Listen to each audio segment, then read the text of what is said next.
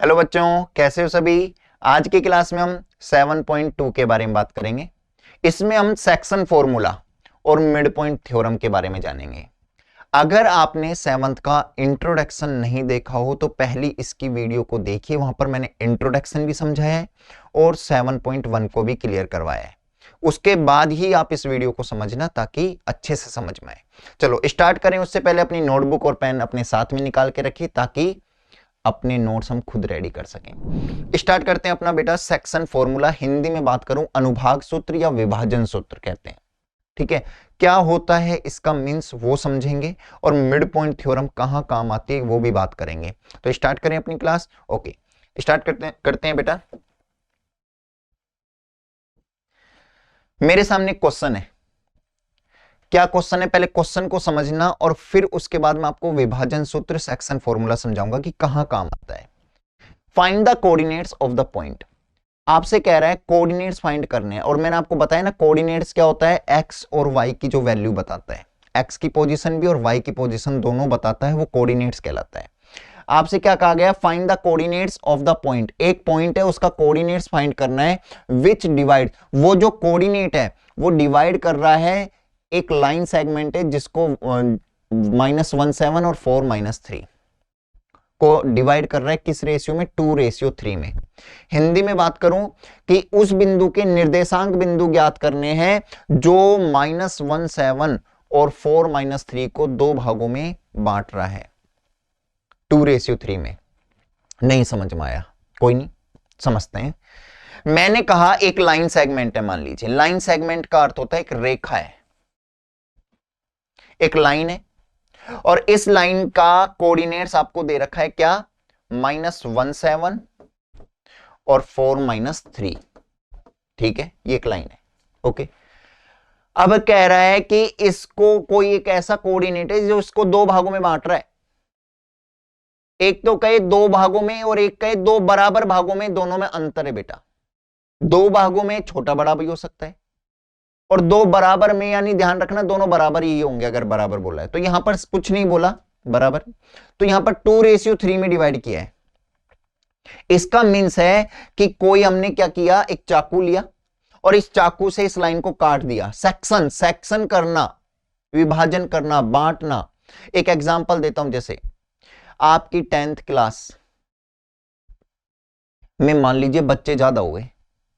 अगर बच्चे ज्यादा हैं तो आपके टीचर्स या प्रिंसिपल मैम या प्रिंसिपल सर क्या करेंगे, उसके सेक्शन कर देते हैं। Section 1, section 2, section A, section B, section C. ज्यादा है तो 3, ज्यादा है तो और 4 कर देंगे। समझ में आ रहे हैं, सेक्शन। ऐसे इस लाइन का हमने क्या कर दिया, सेक्शन कर दिया, दो भागों में काट दिया। अब कह रहा है जहां से इसको काटा है ना, बताओ उसके कोऑर्डिनेट्स क्या होंगे। लेकिन इसको किस रेशियो में काटा है, 2:3। पहले वाला छोटा है इसलिए मैंने छोटा बनाया, बाद वाला बड़ा है, 3 बड़ा है इसलिए मैंने थोड़ा बड़ी लाइन बनाई बाद में। समझ में आया यहां तक? ओके, अब सेक्शन फॉर्मूला होता क्या है और उसके बाद में फिर इसको दोबारा एक्सप्लेन करूंगा। सेक्शन फॉर्मूला क्या होता है, सेक्शन फॉर्मूले में एक्स का अलग होता है, वाई का अलग होता है। एक्स का फॉर्मूला क्या होता है, m1x2 plus m2 x1 upon में m1 प्लस में m2। सेम y का होता है, बस फर्क क्या है कि यहां x2 है वहां पर y2 आ जाएगा, यहां x1 है वहां y1 आ जाएगा, बस और कोई फर्क नहीं है। एक और चीज क्या ध्यान रखना है, यही याद करना है इस फॉर्मूले को, घर तक की यानी बात तक की कोई वो नहीं है। क्या करना है, बिल्कुल ध्यान से समझना। जहां m1 आ गया वहां x1 नहीं होगा, कौन सा होगा, x2 होगा। m1 के साथ x2, m2 के साथ x1। ऐसी सेम y में m1 के साथ y2, m2 के साथ y1। बस इतना सा ध्यान रखना है, ठीक है। ओके, लर्न हो गया। अब समझते हैं ये x और y क्या है। यहां पे हमें 3 चीजें देखने को मिल रही है, 4। ये x दिख रहा है, एक x1 दिख रहा है, एक x2 दिख रहा है, एक m1 दिख रहा है और एक m2 दिख रहा है। सबको समझे, m1 और m2 क्या होता है, जो रेशियो होता है ना, जिस रेशियो में डिवाइड हो रहा है वो आपका क्या होता है बेटा, क्या होता है, रेशियो जो होता है वो m1 और m2 होता है। ठीक है, यहां तक समझ में आ गया। आगे मैं बात करता हूं, यानी m1 कितना है हमारे यहां पर 2 है और m2 कितना है यहां पर बेटा 3 है। अब आता है x1, x2 और x, ये तीन चीजें हैं, y1, y2 और y। ये समझना ध्यान से, अगर आपको ये समझ में आ गया तो आधा क्वेश्चन आपने माइंड में ही कर लिया। आपको ये दे रखा है, ये भी हमारा x है और y है, ये भी हमारा x है और y है, और यहां पर भी कोऑर्डिनेट्स निकालने हैं। जब भी कोऑर्डिनेट्स निकाल रहे हैं तो यानी क्या निकालना है, x और y, यानी हमें तीन तरीके का x और तीन तरीके के y दिख रहे हैं। अब इन तीनों में डिफरेंस करना पता होना चाहिए आपको। मैं स्टार्टिंग में पूरा छोटी छोटी चीजें समझा रहा हूं, क्वेश्चन फिर मैं एक क्वेश्चन अच्छे से समझाऊंगा, फिर आपको समझाऊंगा, फिर खुद करना है, बस इतना सा ध्यान रखना, ठीक है। तीन x दिख रहे हैं और तीन y। अब हम कैसे पहचाने कि सर कौन सा x1 है, कौन सा x है, कौन सा x2 है, कौन सा y1 है, कौन सा y2 है, कौन सा y है। हमेशा ध्यान रखना बेटा, जो कॉर्नर में है, यानी ये वाला और ये वाला जो कॉर्नर में है, वो हमेशा x1 और y1, x2 और y2 होता है, हमेशा ध्यान रखना। पहले वाला x1 y1, लास्ट वाला x2 y2, और हमेशा जो भी बीच में आ रहा है उसको सिर्फ x और y मानोगे आप, ना 1 ना 2 ना 3 ना 4। अंडरस्टैंड? ओके, यहां तक समझ में आ गया। x1 x2 y1 y2 और x और y पहचानना। यानी आपको यहां पर क्या दे रखा है, सब चीज दे रखा है, पूछ क्या रहा है, x और y पूछ रहा है। मान लीजिए थोड़ी देर के लिए यहां आपको 2 और 3 दे देता और आपसे ये पूछ रहा होता कि बताओ ये x, तो बताइए ये x यहां पर क्या होगा, x1 होगा, x2 होगा या x होगा, बताइए आप। अब देखिए ये बीच में आ रहा है क्या, नहीं, ये पहले नंबर पे, बीच वाला ही x और y हो सकता है। पहले नंबर पे है तो ये फर्स्ट है, तो ये x1 हमसे पूछ रहा है, और अगर ये चीज यहां पर होती तो यहां पर x2 पूछ रहा होता। समझ रहे हो मेरी बात को? बीच वाला हमेशा x और y होता है, बस इतना सा समझाने की कोशिश कर रहा हूं। डन? अब इस क्वेश्चन को करेंगे। सेक्शन का मीन समझ में आ गया कि इसको दो भागों में बांट दिया, 3 भी हो सकता है, 4 भी हो सकता है, 5 भी हो सकता है। आगे आगे क्वेश्चन पढ़ेंगे, आपके कुछ क्वेश्चन ऐसे दिए जिसमें 3 भी भागों में बांटा हुआ है। चलो एक बार इस क्वेश्चन को हम कर लेते हैं। हमने कहा, वापिस रिपीट, सबसे पहले कोई भी क्वेश्चन आप कर रहे हो, मैंने आपको बताया गिवन, गिवन क्या है, और यहां पर गिवन किस फॉर्म में लिखेंगे, डायग्राम फॉर्म में। बिना डायग्राम काम नहीं करना है। क्यों?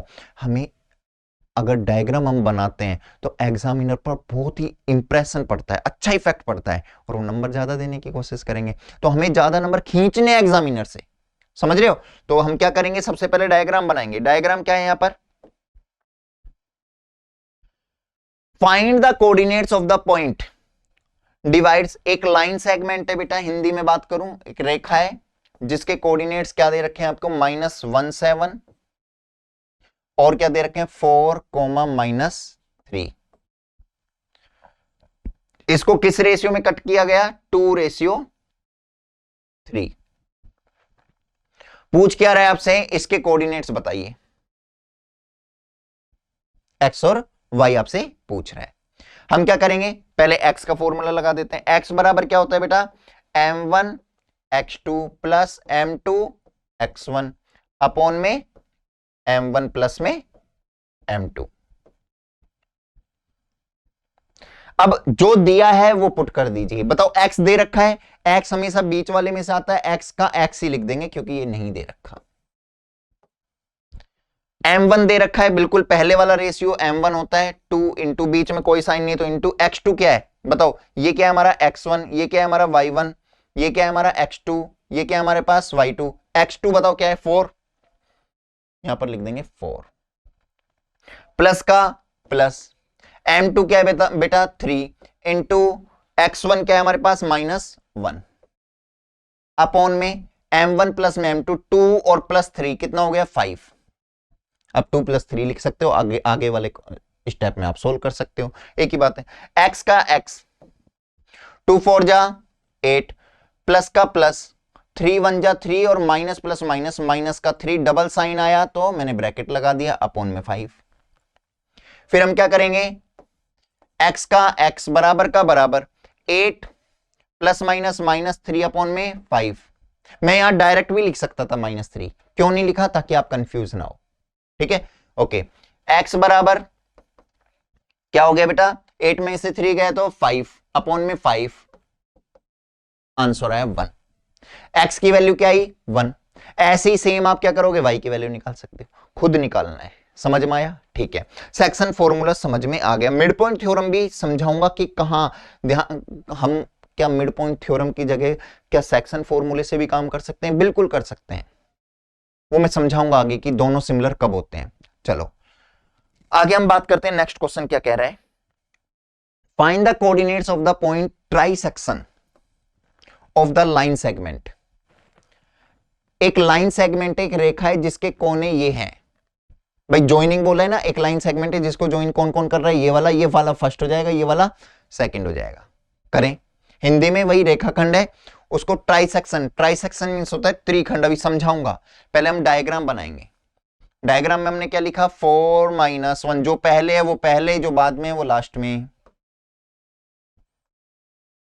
अब कह रहा है इसको ट्राइसेक्शन, ध्यान रखना बेटा मैथ्स की लैंग्वेज में ट्राइसेक्शन का मींस होता है 3 बराबर भाग, बराबर।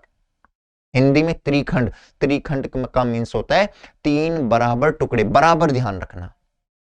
समझ में आया। अच्छा, अब आपको यहां रेशियो नहीं दे रखा, कोई प्रॉब्लम नहीं है, एक बार डायग्राम बनाते हैं, क्या पता आ ही जाए हमारा रेशियो। क्या बोल रहा है कि ये एक लाइन है बेटा, और मैंने इसको 3 बराबर टुकड़े में काट दिया, एक टुकड़ा, 2 टुकड़ा और 3। ठीक है, जब भी मेरी एक बात का ध्यान रखना कि जब भी बराबर टुकड़े कर रहे हो, तो अगर एक टुकड़े की लेंथ 5 मीटर है तो दूसरे टुकड़े की लेंथ कितनी होगी, 5 ही होगी। तीसरे की बताओ कितनी होगी, 5 ही होगी, क्योंकि आप बराबर टुकड़े कर रहे हो। तो जब भी आप बराबर कर रहे हो वहां पर हमेशा रेशियो 1:1 होता है।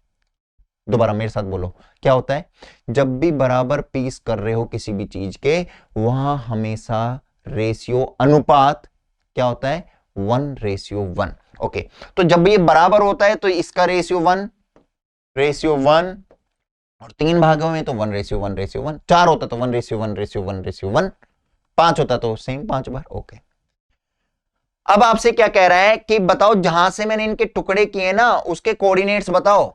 यानी हमें इसके कोऑर्डिनेट्स भी बताने हैं और इसके कोऑर्डिनेट्स भी, यानी इसका भी x और y बताना है और इसका भी x और y बताना है, दोनों के। अब कैसे करेंगे सर, आपने तो एक ही तरीका सिखाया, एक ही होता है जब, अब दो दो कैसे करेंगे, बिल्कुल सिंपल है, देखते हैं। मैं क्या करता हूं, एक बार इसका नाम लिख देता हूं, इसको नाम मैं मान लेता हूं P और इस वाले का मान लेता हूं Q। तो पहले हम क्या करेंगे, एक साथ नहीं निकालेंगे P और Q का, हो ही नहीं सकता। आप क्या करेंगे, अलग अलग निकालेंगे। सबसे पहले हम क्या करेंगे, P के लिए निकालते हैं, तो यहां लिख देंगे कोऑर्डिनेट्स फॉर P। हिंदी में P के लिए निर्देशांक बिंदु ज्ञात कर रहे हैं हम।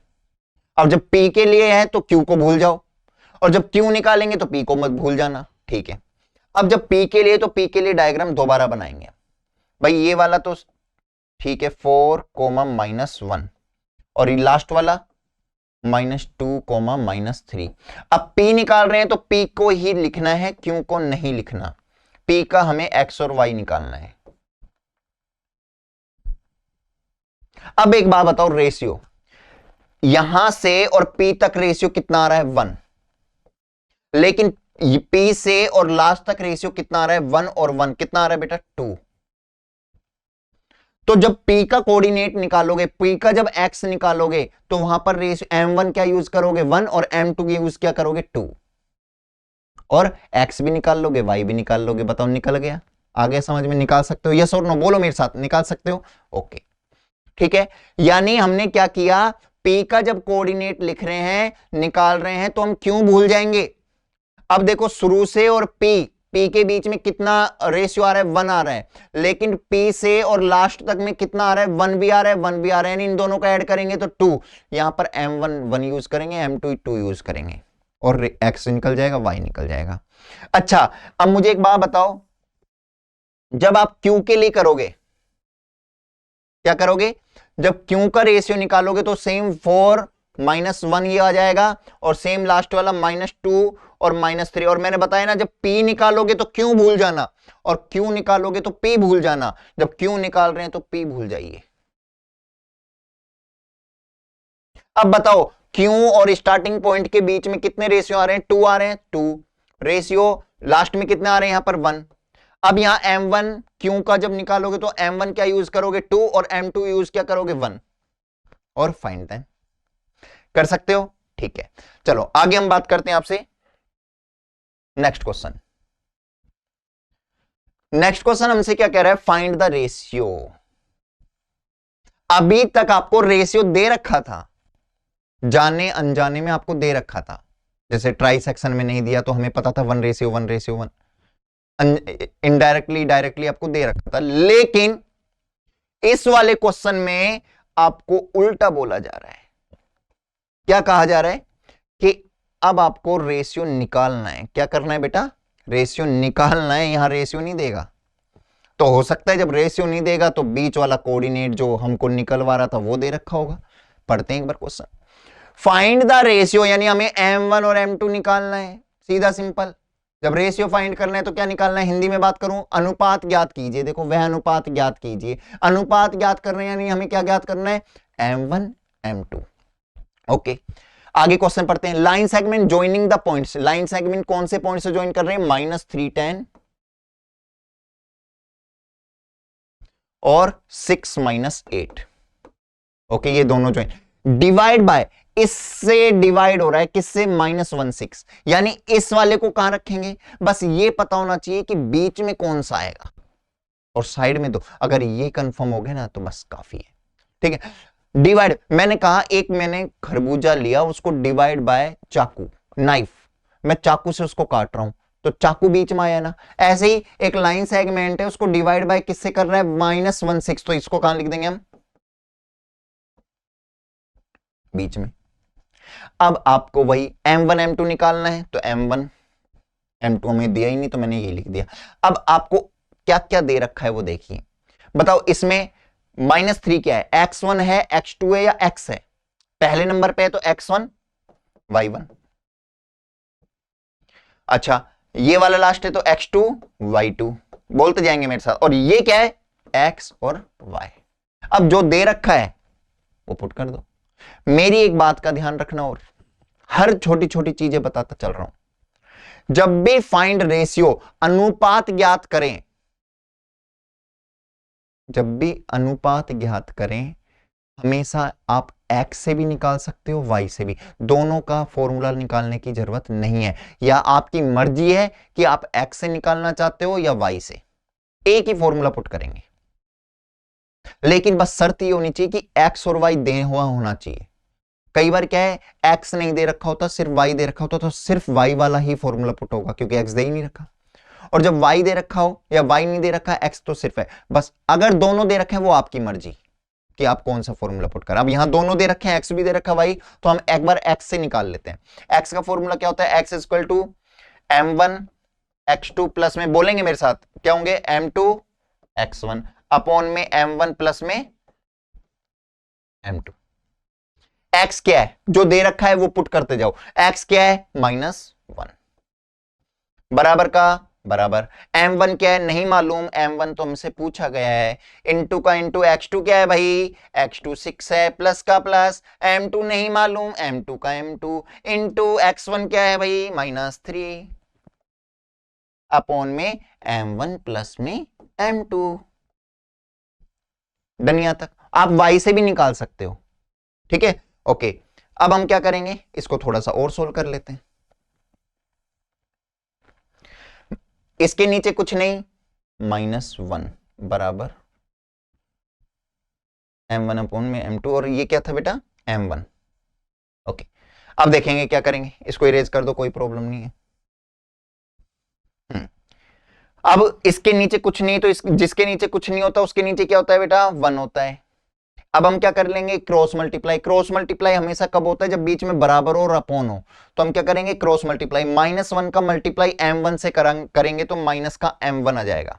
माइनस प्लस माइनस m2 बराबर 1 का जब इससे करेंगे तो ये सेम आएगा, 6m1 जा 6m1 plus minus minus 3m2।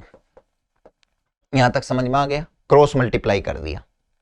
उसके बाद हम क्या करेंगे, m1 m1 को ले आओ इस तरफ, m2 m2 को ले जाओ बराबर के उस तरफ। ध्यान रखना हमेशा m1 को ही लाना है यहां पर, m2 को नहीं लाना, m2 को उस तरफ। ठीक है, m1 यहां पर माइनस m1 है, बहुत अच्छी बात है। और कोई m1 है नहीं है, यहां से चलते हैं, यहां ये बराबर है बेटा। अब यहां पर m1 क्या है, 6m1 प्लस का यहां जाके क्या हो जाएगा, माइनस का 3m2 का 3m2 माइनस का m2 है प्लस m2 हो जाएगा। यस और नो, बिल्कुल हो जाएगा। Minus minus plus 6m1, m1 कितना हो जाएगा बेटा, 7m1 माइनस की बड़ी है माइनस का equal to minus plus minus 3m2 में से m2 गए तो 2m2। यहां तक हमें समझ में आ गया। अब बच्चा क्या होगा आपके साथ, आप सीधा लिख दोगे माइनस से, ये सॉरी बड़ी संख्या माइनस की तो माइनस का, माइनस से माइनस कैंसिल। अब क्या सोचोगे आप, सीधा बच्चा क्या कर देगा, 7:2। भाई 7 पहले आ रहा है, आंसर आ जाएगा सर 7:2, 7:2। आपका आंसर हो जाएगा गलत। जल्दबाजी में आंसर नहीं देने का, आगे एक स्टेप और होगी। क्या करना है, डिजिट को नहीं लिखना, सिर्फ m1 को लिखना। ये ध्यान से सुनना, बहुत काम की चीज है। m1 लिख दिया, अब यहां से m2 उठा लाओ, यहां मल्टीप्लाई, यहां जाके क्या हो जाएगा, डिवाइड बराबर। अब यहां पहले से ही 2 है, ठीक है, यहां 7 मल्टीप्लाई, यहां जाके क्या हो जाएगा बेटा, डिवाइड। जो ऊपर है उसको पहले लिख दीजिएगा, जो नीचे उसको बाद में लिख दीजिए। आंसर आएगा 2:7। हमेशा रेशियो, अब कहेगा कि सर 7:2 और 2, ध्यान रखना बहुत फर्क पड़ता है। ठीक है, तो आंसर आएगा आपका 2:7। बताओ समझ में आया यहां तक। चलो, अगर आपको यहां तक समझ में आया तो अब हम करते हैं अगला क्वेश्चन। क्लियर है, नेक्स्ट क्वेश्चन क्या है बेटा, find the ratio in which the line segment. ये हो गया अपना फाइंड द रेशियो, भाई m1 m2 फाइंड करना है। एक बार क्वेश्चन को समझ लेते हैं। Find the ratio in which the line segment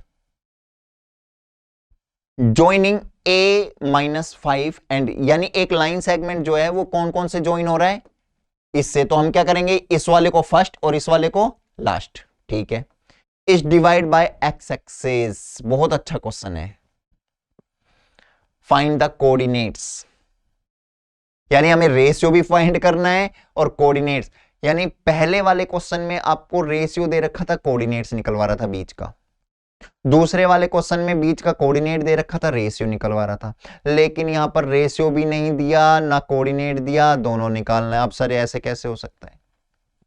चलो, स्टार्टिंग पॉइंट दिया है, जो जितना समझ में आ रहा है उतना हम करते हैं। एक बार लाइन इन दोनों से ज्वाइन हो रखी है, इसका नाम मैं ए लिख देता हूं, इसका नाम मैं बी लिख देता हूं, दे रखा है। अब सर ऐसी कंडीशन में जब ना रेशियो दे रखा है ना बीच का कोई कोऑर्डिनेट्स दे रखा है, अब क्या करें। कुछ नहीं, क्या दिया है, एक्स एक्सिस। हिंदी में बात करूं कि एक्स अक्ष द्वारा विभाजित हो रही है। ये जो लाइन हो रही है ना, ये एक्स अक्ष के द्वारा, यानी ये पॉइंट एक्स अक्ष पे आ रहा है, एक्स एक्सिस पर। अब सुनना ध्यान से, एक बार थोड़ा सा रफली यहां समझाता हूं मैं। ये वाली लेटी हुई लाइन एक्स होती है, ये वाली वाई होती है, समझाया है मैंने पहली वीडियो में।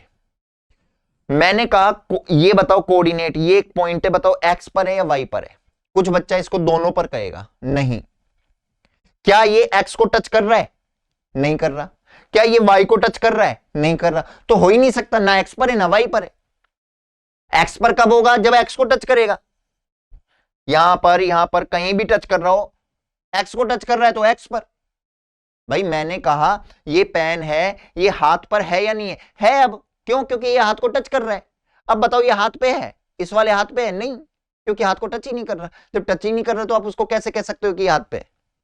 सेम, जब ये एक्स को टच ही नहीं कर रहा तो एक्स पर कह ही नहीं सकते। एक्स को पर है वो कब कहेंगे, जब वो एक्स को टच कर रहा हो, कहीं भी हो, चाहे प्लस में चाहे माइनस में।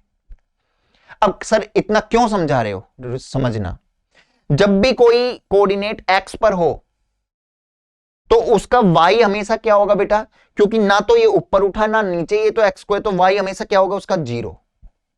वाई उसका क्या होगा? जीरो। अब बताओ वाई बाद वाला होता है या पहले वाला? बाद वाला होता है, जीरो, बाद वाला जीरो। अब एक्स क्या हो सकता है भाई? माइनस का 1 भी हो सकता है, माइनस का 2 भी हो सकता है, प्लस का 1 भी, प्लस का 2, प्लस का 3, कुछ भी हो सकता है। तो एक्स को एक्स ही मान लीजिए। आई बात मेरी कुछ समझ में? ओके, एक बार और समझे। मान लीजिए यहां पर एक्स ना बोलकर वाई बोला होता, सुनना ध्यान से। मान लीजिए वाई बोला होता, वाई एक्सिस पर है। अब वाई एक्सिस पर है तो बताओ इसका एक्स क्या होगा? जीरो, क्योंकि ना इस तरफ है ना उस तरफ है, सीधा वाई है। जब भी जो भी अक्ष है उसका अपोजिट वाला जीरो मान लीजिए, तो इसका कोऑर्डिनेट क्या हो जाता? अगर वाई एक्सिस पर होता तो एक्स क्या होता? जीरो, और जीरो एक्स कौन सा होता है? पहले वाला, तो पहले वाला जीरो और दूसरे वाला वाई मान लेते। लेकिन यहां पर क्या बोला? एक्स एक्सिस, तो एक्स एक्सिस है तो इसका कोऑर्डिनेट ये आ गया। अब आपसे क्या कह रहा है? Find the ratio. Find the ratio, बताओ कर सकते हो? मैंने आपको बताया था आपकी मर्जी एक्स से निकालो या वाई से, एक फॉर्मूला रखना है लेकिन देना होना चाहिए। अब यहां एक्स दे रखा है, कितना है? नहीं दे रखा, तो एक्स का फॉर्मूला यहां नहीं रखेंगे। यहां कौन सा फॉर्मूला रखेंगे? वाई के फॉर्मूले से इसका रेशियो आ जाएगा, और जैसे ही रेशियो आ जाएगा तो आप एक्स भी निकाल सकते हो। दोनों चीज सिखाई हुई है, समझ में आया? ओके, इतना ही। ये क्वेश्चन आपको खुद करना है पूरा, ठीक है? ओके, आगे हम बात करते हैं नेक्स्ट क्वेश्चन की। नहीं समझ में आए बोल देना, कोई प्रॉब्लम नहीं, हम बैठे हैं आपके लिए, लेकिन कोशिश ये करेंगे, समझने की पूरी कोशिश करेंगे, ठीक है? ओके, बहुत अच्छा क्वेश्चन है ये, थोड़ा सा डिफरेंट है, समझने वाला क्वेश्चन है। If A and B are इतना इतना, कोई ए बी लाइन है, ठीक है? जैसे जैसे बोल रहे हैं मैं वैसे वैसे लिख देता हूं। यदि कोई ए बी लाइन है जो क्रम से क्या है? -2 और -2, 2, -4, तो P के निर्देशांक ज्ञात करो। किसके निर्देशांक ज्ञात करना है? P के कोऑर्डिनेट्स ज्ञात करने हैं, जबकि ये कह रहा है P जो है वो lies on the line segment AB, P रेखाखंड AB पर स्थित है। यानी ये जो AB लाइन है ना,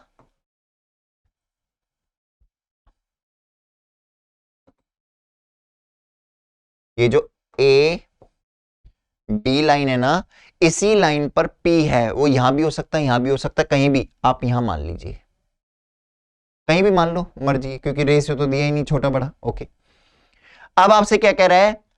इफ ए बी आर इतना इतना, और फाइंड द कोऑर्डिनेट्स, हमें कोऑर्डिनेट बताने हैं किसके? P के।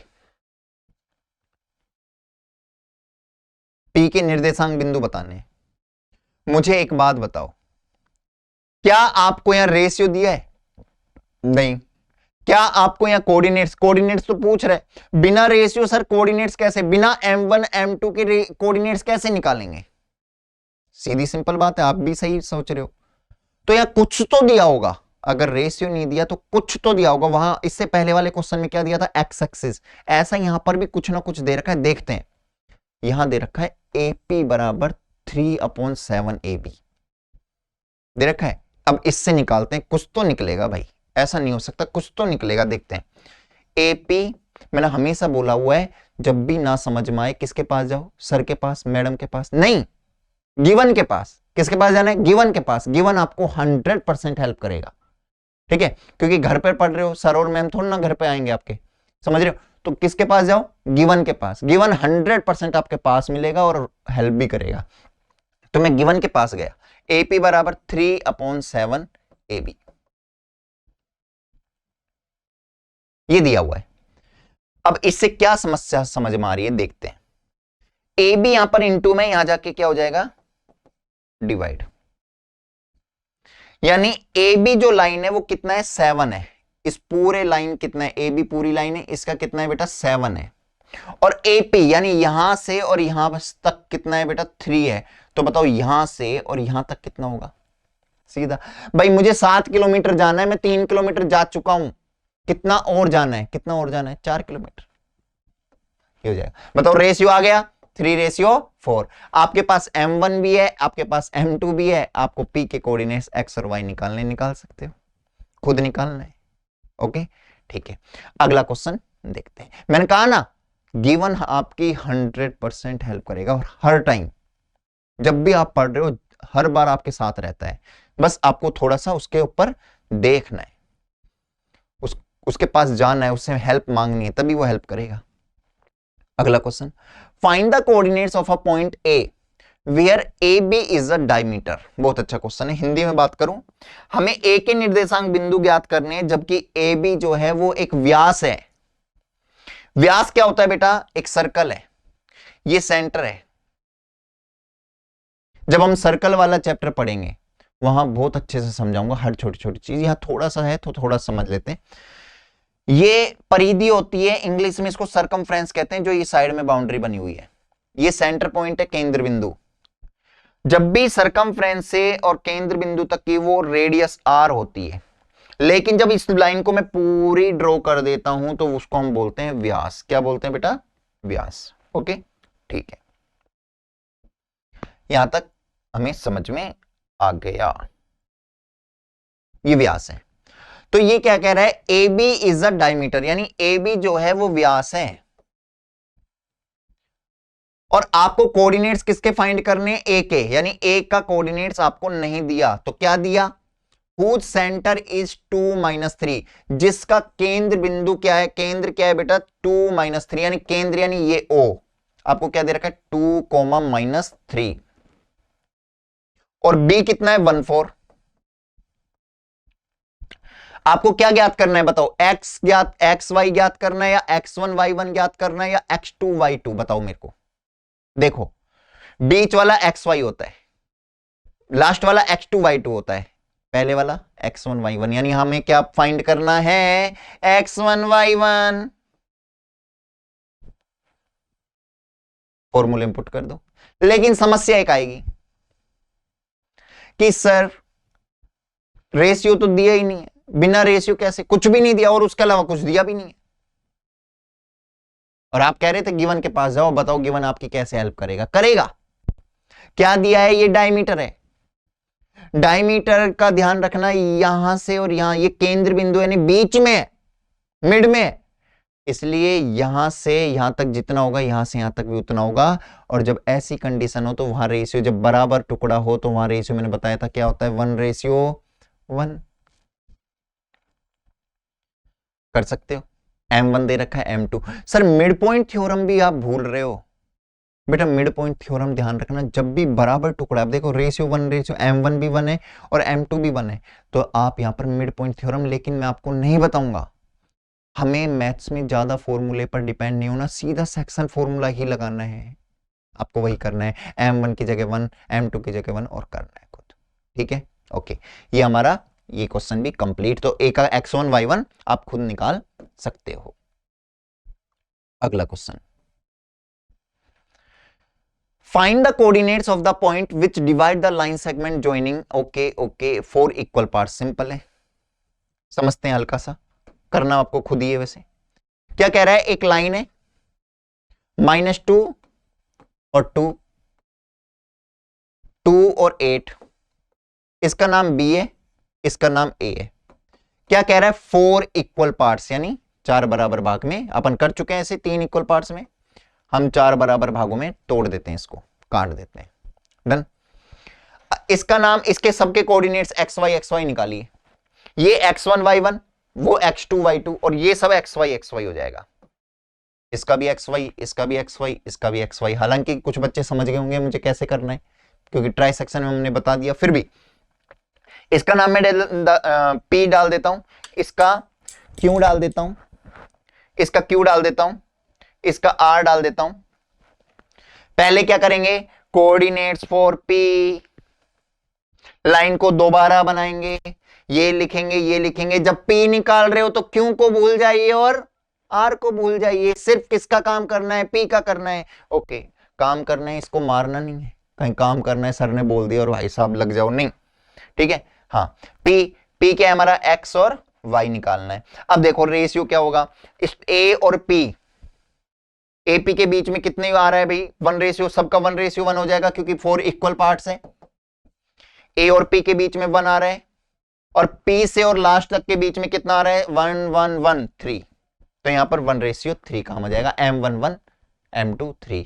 ऐसे ही जब Q का निकालोगे तो देखो यहां पर के इन दोनों के बीच में 2 आ रहा है और इन दोनों के बीच में 2 आ रहा है, और जब 2 और 2 बराबर है तो वहां पर या तो 2 2 लिख दीजिए चलेगा, 1 1 भी लिख सकते हो, कोई दिक्कत नहीं है। और ऐसे ही R यहां से यहां तक 1 है और यहां से यहां तक 3 3:1 M13 और M2 1 कर लोगे, ठीक है। ये क्वेश्चन भी हमारा कंप्लीट हो गया। अगला क्वेश्चन देखते हैं क्या कह रहा है। फाइंड द एरिया, शायद ये लास्ट क्वेश्चन है आपके 7.2 का। Find the area of rhombus, आपको खुद ही निकालना है, मैं तो समझाऊंगा क्योंकि मैं स्टार्टिंग में हर छोटी छोटी चीज समझाता हूं, देखा होगा, फिर आपको खुद करना है, ठीक है। Find the area of rhombus, एक रोम्बस है, क्वेश्चन ये आता है कि sir what is rhombus. Rhombus को कहते हैं समचतुर्भुज। पतंग देखी आपने, वो रोम्बस टाइप की होती है। इसका खास बात क्या होती है, चारों साइड्स बराबर होती है, लेकिन इसके जो डायगोनल्स हैं, हिंदी में बात करूं, इसके जो विकर्ण होते हैं ये अलग अलग होते हैं। इसकी लेंथ अलग होती है, इसकी लेंथ अलग होती है। पतंग देखना, जो दो पतंग में तो चलो एक गोल होती है, लेकिन उसकी जब लंबाई हम ऊपर कोने और नीचे कोने से करेंगे तो वो अलग होती है और साइड वाली कम होती है, ठीक है। सेम इसी तरीके से आपको क्या कह रहा है, इसके वर्टिक्स दिए हुए हैं, इसके कोने दिए हुए हैं, शीर्ष दिए हुए हैं। शीर्ष यानी इसका नाम रख लेता हूं पहले मैं, ए, इसको बी रख लूं, नहीं, नाम रखते वक्त ध्यान रखना, इसको ए रखा है तो अगला कॉर्नर में जाएंगे, सामने वाले में नहीं। ये बी हो गया, ये सी हो गया, ये डी हो गया। पहले वाला 3 0 है, नेक्स्ट वाला क्या हो जाएगा 4 5, नेक्स्ट वाला बस ये पुट करते वक्त ध्यान रखने का, और नेक्स्ट वाला -2 -1। समझ में आया यहां तक, ठीक है। अब आपसे कह रहा है इस पूरे का एरिया निकालो। एरिया का फॉर्मूला क्या होता है, क्षेत्रफल का फॉर्मूला होता है रोम्बस के 1/2 diagonal first into diagonal second. ये जो विकर्ण फर्स्ट और विकर्ण सेकंड उनको गुणा। अब देखो कैसे करेंगे, सर दिया तो है ही नहीं हमें, लेंथ नहीं दे रखी, बिल्कुल नहीं दे रखी, क्या करोगे, डिस्टेंसिंग फॉर्मूले से इसकी लेंथ निकाल सकते हो। पहली वीडियो में डिस्टेंसिंग फॉर्मूला सिखाया हुआ है। आप क्या करोगे, इससे इसकी डिस्टेंसिंग निकाल देना, फिर इसकी डिस्टेंसिंग और इसमें पुट कर देना। मान लेते हैं थोड़ी देर के लिए एक डिस्टेंस आ गई आपकी क्या 4√2 और एक डिस्टेंस आपकी आ गई 6√2, यही आएगी बेटा, देख ला, ठीक है। अब हम क्या करेंगे, इसको मल्टीप्लाई कर दो। कैसे भाई, √2 √6 4 जैक तो हो गए बेटा क्या 24, 6 4 जा 24, और √2 कितना होता है, ध्यान रखना जब दो सेम नंबर रूट में हो तो एक मर जाता है एक बार, तो √2 2, √7 बताओ आंसर, √7 क्या होगा बेटा 7। बताओ √11 क्या होगा, बोलो क्या होगा 11। √23 इंटू √23 क्या होगा, जब दो सेम नंबर रूट में है तो ध्यान रखना एक मर जाएगा, एक रूट हटा देंगे और एक बार लिख देंगे। समझ में आ गया, ओके ठीक है। ऐसे √2 इंटू √2 क्या हो गया 2, तो इंटू 2 अपॉन में भी 2 है, 2 ने 2 को मारा, आंसर आ गया 24। इसका जो एरिया है वो 24 यूनिट स्क्वायर होगा। Done, okay. अब लास्ट क्वेश्चन एक बार चेक और कर लेते हैं, और कुछ तो नहीं है, ठीक है। ये अपना 7.2 कंप्लीट, पूरा 7 चैप्टर कंप्लीट पूरे अच्छे से। आज के लिए इतना ही, मिलते हैं आपसे नेक्स्ट वीडियो में।